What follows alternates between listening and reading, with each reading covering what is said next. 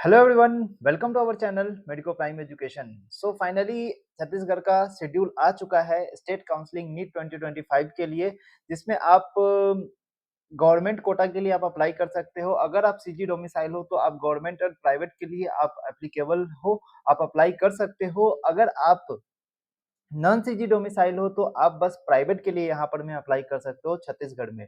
ठीक है, छत्तीसगढ़ एक ओपन स्टेट है प्राइवेट कॉलेजेस के लिए। जितने भी प्राइवेट कॉलेजेस है वो ओपन स्टेट है ये यहाँ पर छत्तीसगढ़ का। ठीक है, तो जितने भी सीट्स है वो बहुत सारे सीट्स इसमें रिजर्वेशन भी होते हैं, वो रिजर्वेशन आपको समझना चाहिए। ठीक है, सारा रिजर्वेशन का पॉलिसी आपको समझ के फिर यहाँ पर में आप काउंसलिंग करें, ये यहाँ पर में बहुत इंपॉर्टेंट होता है। क्योंकि कहने के लिए ओपन है, लेकिन यहाँ पर मैं बोलता हूँ लगभग से 30% सीट ओपन होता है, बाकी यहाँ पर में सीजी डोमिसाइल के लिए ही होता है। तो ये चीज़ आप समझ के चलो, जब आप सीट मैट्रिक्स आएगा मैं सारा चीज़ उसको एक्सप्लेन करूँगा नेक्स्ट वीडियो में। इस वीडियो में आपको बताने वाला हूँ किस तरीके से काउंसलिंग को आपको प्रोसीड करना है, कुछ इंपॉर्टेंट बातें हैं जो आपको समझ में रखना पड़ेगा। अगर इन बातों को आपने नकारा तो आपका एडमिशन कैंसल भी हो सकता है और आपको भारी भुगतान भी करना पड़ सकता है। तो वो चीज़ आप समझो, क्योंकि यहाँ पर में जो रूल्स एंड रेगुलेशंस होते हैं वो थोड़ा-सा एमसीसी से डिफरेंट होता है, ठीक है? तो उस केस में आपको वहाँ पर यहाँ पर में भुगतान करना पड़ सकता है, ठीक है? बाकी चीज़ें नॉर्मल वे में चलेगी। यहाँ पर मैं काउंसलिंग आई होप जो शेड्यूल आया है 29 जुलाई से रजिस्ट्रेशन स्टार्ट होने वाला है काउंसलिंग का, तो ये रजिस्ट्रेशन हो सकता है। मोस्टली टाइम तो डिले ही होता है छत्तीसगढ़ का, लेकिन पिछले साल के मुकाबले पिछले साल के मुकाबले में पिछले साल बहुत अच्छे तरीके से काउंसलिंग हुआ था। आई होप इस साल भी होगा, ठीक है? तो चलिए सबसे पहले अपन देख लेते हैं शेड्यूल क्या है, कब से कब तक काउंसलिंग चलेगा, कैसे क्या राउंड चलेगा। मैं राउंड के बीच में ही आपको सारा प्रोसेस बताऊँगा, किस राउंड में आपको किस तरीके से अलॉटमेंट लेके आपको सीट पब्लिकेशन होगा, उसके बाद किस तरीके से आपको स्क्रूटनी प्रोसेस करवाना होता है, ठीक है? ये देख रहे होंगे आप यहाँ पर ऑनलाइन रजिस्ट्रेशन आपका 29 से स्टार्ट हो जाएगा, ठीक है? ऑनलाइन रजिस्ट्रेशन आपका 29 से स्टार्ट हो जाएगा। 1 मिनट, हाँ, ठीक है? ऑनलाइन रजिस्ट्रेशन आपका 29 से स्टार्ट हो रहा है। इसमें आपको क्या करना है, रजिस्ट्रेशन में आपको बेसिकली आपको रजिस्टर करना है अपने आप को, ठीक है? उसके बाद आपको 29 से 4 तारीख तक आपको रजिस्ट्रेशन कर लेना है। उसके बाद 29 से 5 तारीख तक आप चॉइस फिलिंग कर सकते हो, ठीक है? 8 दिन का समय यहाँ पर मैं दे रहे हैं चॉइस फिलिंग का। फिर मेरिट लिस्ट आपको आएगा, इसमें ना आपका स्टेट रैंक जनरेट होगा। इस स्टेट रैंक से आपको पता चलेगा, आप ना ये स्टेट रैंक को पिछले स्टेट रैंक से कंपेयर करके देखना कि आपको किस स्टेट रैंक पे कौन-सा गवर्नमेंट कॉलेज अलॉट हुआ है, और अपने आप को खुद को एनालाइज़ करना और देखना कि किस तरीके से आपको गवर्नमेंट कॉलेज आपको मिलने का संभावना है। ये एक बेसिक का प्रोसीजर होता है जो आपको फॉलो करना चाहिए, ठीक है? सीट अलॉटमेंट का प्रोसेस आपको लगभग 1 दिन का यहाँ रखा है, बेसिकली 2 दिन का लगता है, पिछले साल 2 दिन का था। इस बार आपको सीट पर रिजल्ट पब्लिकेशन 8 तारीख को रिजल्ट आ जाएगा और अलॉटमेंट लेटर आ जाएगा। क्या करना है आपको उसके बाद? उसके बाद आपको जिस दिन 8 तारीख को आपको अलॉटमेंट लेटर आपको डाउनलोड करके, ठीक है? स्क्रूटनी के लिए जो भी डॉक्यूमेंट्स मैं आपको अभी दिखाऊँगा वो डॉक्यूमेंट्स रेडी करके आपको स्क्रूटनी जो जहाँ-जहाँ जो स्क्रूटनी का जहाँ पे आपको वो आएगा, ठीक है? नोडल सेंटर आएगा, वो नोडल सेंटर पे जाके आपको स्क्रूटनी करवाना है ऑफलाइन, ठीक है? रजिस्ट्रेशन के समय कुछ ऑनलाइन डॉक्यूमेंट्स आपको सबमिट करने होंगे, वो डॉक्यूमेंट्स आपको सबमिट करना होगा, जैसे कि बेसिकली नॉर्मल सा डॉक्यूमेंट ही होता है, क्लास 11-12 का मार्कशीट्स होता है, ठीक है? लेकिन अगर आप काउंसलिंग कर रहे हो गवर्नमेंट और प्राइवेट कॉलेजेस के दोनों के लिए, तो आप बहुत सावधानी से काउंसलिंग करो, क्योंकि आपका वहाँ पर में सिक्योरिटी मनी डूबने का भी चांस होता है। थोड़ी-सी भी गलती हुई तो सिक्योरिटी मनी डूबने का चांस होता है, क्योंकि यहाँ पर में जो प्रोसेस है, रूल्स है, रेगुलेशंस है, वो एमसीसी से डिफरेंट है। उस केस में आपको समझ के चलना पड़ेगा, ठीक है? स्क्रूटनी का प्रोसेस आपको 9 से 14 तारीख तक है, लगभग 6 दिन का होता है, ठीक है? एडमिशन प्रोसेस भी उसी उसी में कंप्लीट करना है, ठीक है? तो 14 तारीख तक आपको एडमिशन प्रोसेस खत्म हो जाएगा, फिर 18 तारीख से आपको ऑनलाइन रजिस्ट्रेशन स्टार्ट हो गया है, ठीक है? पिछले साल तक रजिस्ट्रेशन बस फर्स्ट राउंड में होता था, इस साल से रजिस्ट्रेशन हर राउंड में होगा, ठीक है? यहाँ तक मैं देख रहा हूँ कि यहाँ पर रजिस्ट्रेशन आपको स्ट्रे वैकेंसी राउंड में भी देखने को मिल रहा है। तो एक तरीके से ये बेसिकली प्राइवेट कॉलेजेस वालों के लिए, जो कि बाहर से है, नॉन सिटी डोमिसाइल से, तो उनके लिए थोड़ा-सा यहाँ पर भी मुश्किल है, क्योंकि उनके लिए अब जो मैं कट ऑफ बता रहा था, उससे थोड़ा-सा हाई जाने वाला है, ठीक है? क्योंकि जो चीज़ यहाँ पर दूसरा रीज़न एक और हो सकता है, यूपी का भी फ़ी बहुत ज़्यादा इंक्रीज़ हो चुका है, ठीक है? उस केस में लोग अब छत्तीसगढ़ की तरफ मूव करेंगे क्योंकि यहाँ पे अभी फ़ी भी यहाँ सबसे कम यहाँ पर जाता है, ठीक है ना? तो उस केस में आपको छत्तीसगढ़ में ज़्यादा देखने को मिल सकता है, ठीक है? चलिए, तो अब देख सकते हैं यहाँ पर मैं second round mop up round में भी रजिस्ट्रेशन हो रहा है, तो ये आप देख सकते हैं सारा डेट।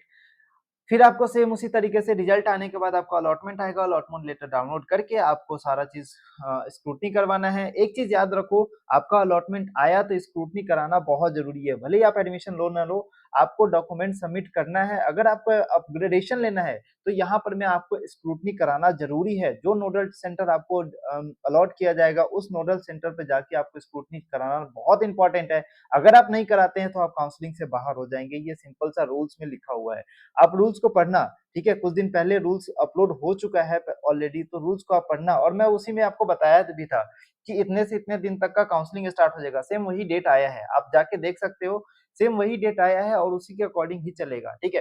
तो इतने सालों से यहाँ पर में यही हो रहा है, ठीक है ना? उसके बाद आपको रिजल्ट पब्लिकेशन 28 तारीख को है, इसके बाद यहाँ पर मैं 8 दिन दे रहे हैं, 8 दिन इसमें भी दे रहे हैं लगभग एडमिशन के लिए, ठीक है? तो 5 सितंबर तक आपका सेकंड राउंड कंप्लीट हो जाएगा। आई होप कि हो जाना चाहिए। ये टेंटेटिव डेट है, ये चेंज भी हो सकता है। इन केस अगर एमसीसी का राउंड अगर डिले होता है, तो इसका भी राउंड आपको डिले 100% देखने को मिलेगा, ठीक है? उसके बाद यहाँ पर मॉप अप राउंड आपको 8 सितंबर से लेके आपको स्टार्ट होने वाला है और उसके बाद आपको लगभग 22 तारीख तक आपका चलेगा। ये आप देख सकते हो 17 तारीख को रिजल्ट पब्लिकेशन होगा। आपको उसी तरीके से अलॉटमेंट लेटर डाउनलोड करके जाना है, ठीक है? अगर आप एक बार अपग्रेडेशन ले चुके, जैसे कि मान लो आप फर्स्ट राउंड में अपग्रेडेशन ले चुके हो, ठीक है? फर्स्ट राउंड में अपग्रेडेशन ले चुके हो और अगर आप चाहते हो, ठीक है, कि सेकंड राउंड में आप जाना, तो यहाँ पर में आप फर्स्ट राउंड के बाद अपग्रेडेशन होने के बाद आप सेकंड राउंड में अपग्रेडेशन नहीं कर सकते। एक बार अपग्रेडेशन हो जाने के बाद आप जो कॉलेज अपग्रेडेशन के बाद आपको मिला है, वही कॉलेज आपको ऑप्ट करना पड़ेगा, ठीक है? इन केस आपको नहीं किए तो आपको क्या काउंसलिंग से बाहर कर दिया जाएगा, ये रूल्स में लिखा है। तो ये चीज़ आप समझ के चलो क्योंकि ये चीज़ आपको फिर बाद में परेशानी होगा, ठीक है? अब देखो ये काउंसलिंग के कुछ नियम, कुछ दस्तावेज है मतलब डॉक्यूमेंट्स है जो कि आपको स्क्रूटनी से पहले मतलब स्क्रूटनी के लिए आपको तैयार करके रखना है। कुछ डॉक्यूमेंट्स आपको एडमिशंस के लिए देना है। तो 2 तरीके का लेवल में यहाँ पर में पूरा स्क्रूटनी होता है। पहले स्क्रूटनी कराएँगे फिर एडमिशन का प्रोसेस में आपको क्या-क्या डॉक्यूमेंट चाहिए। तो ये सारा डॉक्यूमेंट्स है। नीट की परीक्षा का प्रवेश पत्र, अंक सूची मतलब स्कोर कार्ड, 10th-12th का मार्कशीट यहाँ पर में, ठीक है? या फिर आप जन्म प्रमाण पत्र भी दे सकते हैं, ठीक है? छत्तीसगढ़ का अगर निवासी है तो वास्तविक निवासी प्रमाण पत्र आपको देना पड़ेगा, अस्थायी प्रमाण पत्र आपको देना पड़ेगा, ठीक है? ओबीसी का सर्टिफिकेट आपको देना पड़ेगा। मैं आपको ये चीज़ पहले भी बता चुका हूँ कि पिछले साल तक ऐसा होता था कि लगातार 3 साल का आपको ओबीसी का सर्टिफिकेट देना होता था एनसीएल के लिए, ठीक है ना? तो वो चीज़ है। अब क्या होगा लगातार 3 साल के बीच का कोई 1 साल का सर्टिफिकेट आपको ओबीसी का देना पड़ेगा, ठीक है? तो ये चीज़ अभी थोड़ा-सा चेंज हो गया है। ये सर्टिफिकेट आपको बनवा के रखना पड़ेगा स्वतंत्रता संग्राम के लिए, दिव्यांगजन के लिए सर्वे। तो इसका आप देखोगे तो इसका पूरा फॉर्मेट अपलोड है, ठीक है? इस फॉर्मेट में आपको बना के आपको सबमिट करना पड़ेगा, ठीक है? नेक्स्ट हम लोग देखते हैं यहाँ पर में अलॉटमेंट लेटर, ये आपको एडमिशन के समय आपको लगेगा, ठीक है ना? अलॉटमेंट लेटर आपको एडमिशन के समय लगेगा, उसके बाद बॉन्ड पेपर्स, ठीक है? एमबीबीएस पाठ्यक्रम का सिर्फ बॉन्ड पेपर किसके लिए लगेगा? एमबीबीएस के लिए यहाँ पर में बॉन्ड ब्रेकेज के लिए बॉन्ड ब्रेकेज देना है, ठीक है? ये सारा का डॉक्यूमेंट्स, ये सारा का फॉर्मेट आपको मिल जाएगा साइट पे, है ना? मेडिकल फिटनेस सर्टिफिकेट जब आप जिस कॉलेज अलॉट हुआ है उसी कॉलेज में मेडिकल फिटनेस सर्टिफिकेट आपको बन जाता है तो कोई इश्यू नहीं है। ट्रांसफर सर्टिफिकेट, चरित्र प्रमाण पत्र, कैरेक्टर सर्टिफिकेट जो आपको मिलता है आपके लास्ट जहाँ पे भी आप पढ़ाई करके निकले हो। माइग्रेशन सर्टिफिकेट लास्ट वहीं, गैप सर्टिफिकेट इम्पोर्टेंट है, ठीक है? आधार कार्ड, फोटो वगैरह सब जो आपने नीट में दिया है सेम वही फोटो आपको रख के चलना है, ठीक है? पासपोर्ट साइज का फोटो आपको देना पड़ेगा, ठीक है? शुल्क आपको निःशुल्क है और उसके बाद ये देना पड़ेगा, ठीक है? तो ये सारा आपको डॉक्यूमेंट्स आपको रेडी करके रखना पड़ेगा, ठीक है ना? तो ये आपको निजी चिकित्सालय महाविद्यालय हेतु 1 वर्ष का शिक्षण शुल्क की बैंक गारंटी आपको देनी पड़ेगी, ठीक है ना? तो ये सब सारा ड्राफ्ट आपको डिमांड ड्राफ्ट बना के रखना पड़ेगा और एक चीज़ और आप जान लो छत्तीसगढ़ के लिए आपको बैंक गारंटी बना के देना पड़ता है। ये बैंक गारंटी क्या होता है मैं सारा अपने वीडियो में अपलोड कर चुका हूँ, छत्तीसगढ़ वाले आप मेरे चैनल पे जाओगे तो इस चैनल पे आपको मिल जाएगा, ठीक है? क्या होता है बैंक गारंटी कि आपका 1 साल का ट्यूशन फी आपको यहाँ पर में जितना 1 साल का जैसे 7,45,187 187 है, ठीक है? तो 187 तो उतना फी आपको उतना 1 साल का ट्यूशन फी आपको एज़ अ एफडी करा के या फिर आप एफडी करा के बेसिकली मोस्टली लोग बनाते हैं। बैंक गारंटी के रूप में आपको देना पड़ेगा। वो पैसा आपके अकाउंट में ही रहेगा लेकिन किसके नाम पे रहेगा? कोई कॉलेज जो कॉलेज आपको अलॉट होगा उस कॉलेज के नाम पे रहेगा, ठीक है? तो बैंक गारंटी आपको बनवाना है आफ्टर द कॉलेज अलॉटमेंट, ठीक है? तो कॉलेज के नाम पे बनेगा। अब जो कॉलेज आपको अलॉट होगा उसके बाद आपको वो बैंक गारंटी बनेगा। 1 से 2 दिन टाइम लगता है बैंक गारंटी बनने में, तो उतने दिन में आपको बना के रख देना पड़ेगा, ठीक है? आप पहले से अपने बैंक वालों से कॉन्टैक्ट करके रख लेना ये सब मामले में, तो ये चीज़ ज़्यादा आसान रहती है ना? तो खट से बन जाता है वो चीज़, ठीक है? तो ये सारा डॉक्यूमेंट्स है वो आपको रखना पड़ेगा, है ना? तो ये सब डॉक्यूमेंट्स आपको तैयार रखना है ना? तो आपको आसानी से सारा काम में देरी नहीं करना है क्योंकि अब काउंसलिंग स्टार्ट हो चुका है। कोई भी अगर डॉक्यूमेंट नहीं रहा तो फिर आपको प्रॉब्लम हो सकती है, ठीक है? अब मैं कुछ चीज़ें आपको बता देता हूँ, रिज़र्वेशन का पॉलिसी मैं आपको थोड़ा समझा देता हूँ कि जो every government college and government quota of private colleges तो government quota of private colleges और गवर्नमेंट कॉलेजेस ठीक है तो गवर्नमेंट कोटा होता है ना प्राइवेट कॉलेजेस में उसमें 32% सीट जो होता है वो रिजर्व रहता है शेड्यूल्ड ट्राइब्स के लिए ठीक है 12% शेड्यूल्ड कास्ट के लिए 14% आपको अदर ओबीसी के लिए रहता है एक्सेप्ट क्रीमी लेयर ठीक है in every government college 10% will be reserve for the EWS तो 10% हर गवर्नमेंट कॉलेज का सीट 10% रिजर्व रहता है ईडब्ल्यूएस के लिए ठीक है इसके लिए आपको सर्टिफिकेट होना चाहिए कास्ट सर्टिफिकेट होना चाहिए या फिर ईडब्ल्यूएस सर्टिफिकेट होना चाहिए छत्तीसगढ़ स्टेट का होना चाहिए ठीक है ना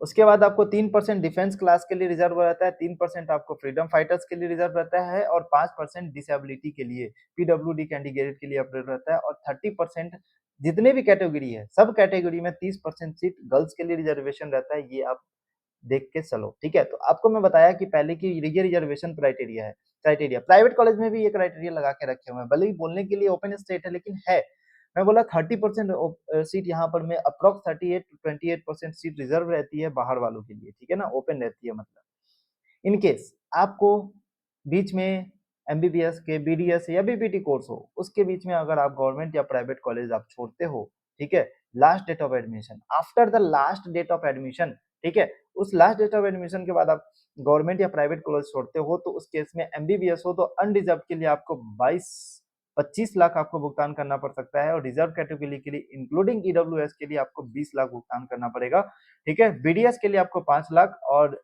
आपको बीपीटी के लिए 2.5 लाख और ये रिजर्व क्राइटेरिया के लिए आपको 2 लाख के आसपास ये आप देख के चलो है ना तो ये सब सारी बातें हैं अगर आप चाहते हैं हमारे थ्रू काउंसलिंग कराना तो ये हमारा पेड काउंसलिंग है जिसमें अपन क्या करते हैं चॉइस फिलिंग आपके रैंक के अकॉर्डिंग अपन काउंसलिंग करके देते हैं आपको आपका जो कॉलेज प्रीफर्ड कॉलेज होता है उस प्रीफर्ड कॉलेज के अकॉर्डिंग अपन काउंसलिंग करके देते हैं और आपको बेस्ट कॉलेज में अपन पहुंचाने का ट्राई करते हैं ठीक है तो जो भी कॉलेज का चार्ज है ये कॉलेज का चार्ज जो भी कॉलेज का फी रहता है वो कॉलेज में ही सबमिट होता है हमारा कुछ मिनिमम सा चार्ज होता है वो हम चार्ज करते हैं और आप देख सकते हैं यहाँ पर मैं छत्तीसगढ़ स्टेट्स के लिए अपन काउंसलिंग करते हैं मेनली बेसिकली आप छत्तीसगढ़ से हो छत्तीसगढ़ के बाहर से हो तो आप हमें जरूर कांटेक्ट करें हमारे दिए हुए नंबर पे ठीक है क्या है इंक्वायरी के लिए आप ये नंबर पे ट्राई कर सकते हो 7856889581 पे आप जरूर से जरूर आप व्हाट्सअप करके छोड़ना कॉल करना ज्यादा लोगों का कॉल उठा नहीं पाता हूँ इसीलिए आप बस व्हाट्सअप करके छोड़ना ठीक है जो हमारी टीम है आपको जरूर से जरूर रिप्लाई देती है मैं भी रिप्लाई देता हूँ इसमें है ना तो आप यहाँ पर में जरूर से जरूर आप कुछ भी हेल्प हो तो आप जरूर से कांटेक्ट करो ठीक है कांटेक्ट करना और डाउट पूछना फ्री ऑफ कॉस्ट है ठीक है अगर आप चाहते हैं पेड काउंसलिंग के थ्रू आपको जाना ठीक है तो आप इस नंबर पे सेम नंबर पे आपको कांटेक्ट करना है आप टेलीग्राम चैनल भी हमारा ज्वाइन कर सकते हैं जिसमें आपको टाइम टू टाइम आपको सारा जितने भी स्टेट का अगर मल्टी स्टेट आप काउंसलिंग कर रहे हो तो आपको सारा अपडेट होना चाहिए ठीक है तो सारा अपडेट अपन प्रोवाइड करते हैं उस टेलीग्राम पे जितने भी नोटिस आते हैं नोटिफिकेशन आते हैं वो सारा अपन प्रोवाइड करते हैं एमसीसी रिलेटेड जितने भी रूल्स एंड रेगुलेशन सब कुछ अपन बताते हैं ठीक है तो उसको आप ज्वाइन कर लो बाकी अपन मिलते हैं नेक्स्ट वीडियो में अगर कोई भी डाउट हो तो हमारे पास जरूर कांटेक्ट करो थैंक यू सो मच